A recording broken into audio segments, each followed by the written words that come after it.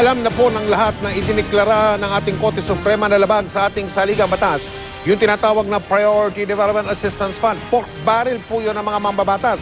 Kaya wala na yan dapat sa budget ng gobyerno para sa taong ito. Pero may ilang pong mga senador umano ang nag-ikang realign lamang ng kanilang PDAF sa ibang proyekto. Kaya isang petisyon ang inihain ngayon sa Korte Suprema para pigilan ito.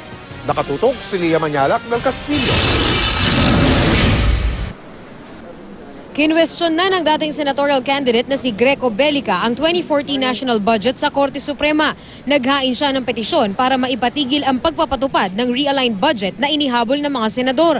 Unconstitutional o illegal daw ang ginawang realignment na ito ng 8 senador. Sa petisyon pa ni Bellica, sinabi nito na tahas ang pagsaway sa Korte Suprema sakaling payagan ang realignment ng ilang senador. The PDAF is still alive. Binagsak, inalis lang po sa opisina ng mga legislators, binagsak sa regional. Pero lump sum pa rin. Sa 2014 national budget, napansin na 15 senador ang nagpatanggal na ng PDAF nila. Pero may 5 senador ang naglaan ng PDAF nila sa Calamity Fund at 3 naman ang naglaan sa mga ospital, universidad, police at military organization at public works project. Si Senador Jinggoy Estrada naglaan naman sa 3 local government unit.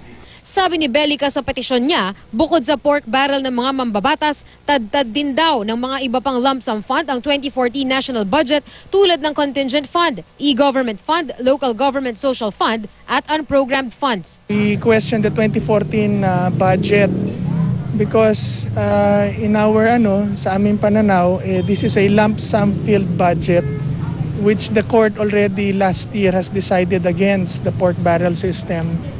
So yun po, lahat-lahat na po yun, including the PDAF. Depensa ni Senador Cheese Escudero, chairman ng Senate Committee on Finance, aprobado ng Bicameral Conference Committee ang kabuang 2014 national budget. Hindi rin daw ito paglabag sa batas. The 2014 budget is compliant with the Supreme Court decision. In fact, we quoted the major and the dispositive portion of the Supreme Court decision in the budget itself to make sure na compliant siya. Sa isang pahayag noong isang linggo, sinabi na ni Senador Estrada at amang si Erap na walang mali sa pag-realign ng senador sa 3 local government units. Sinabi naman ng palasyo na hindi otomatikong mare-release ang realignment na ginawa ng 8 senador. Ang kay Estrada raw inilagay sa ilalim ng conditional implementation. Ang sa ibang 7 senador naman daw, kailangan pa ng special budget request. Inalis na ang PDAF ng mga mambabatas sa national budget matapos mabunyag ang bilyon-bilyong pork barrel scam. Dahil sa pagbubunyag na ito, inihain na sa ombudsman ang reklamo laban sa itinuturing na mastermind na si Janet Lim Napoles at 3 senador na sina Senador Juan Ponce Enrile, Estrada at Bong Revilla. Si Revilla halos napaiyak na mapag-usapan kasamang ilang reporter ang tungkol sa kasong ito noong nakaraang linggo. Itinanggi niya ang akusasyon at sinabing masyado na raw siyang nahusgahan. Sinurrender ko na sa kanya lahat dyan. So tayo, just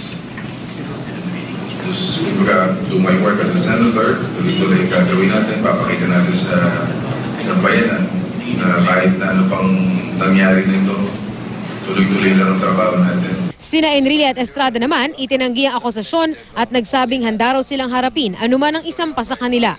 Lia Manyalak del Castillo, nakatutok, 24 oras.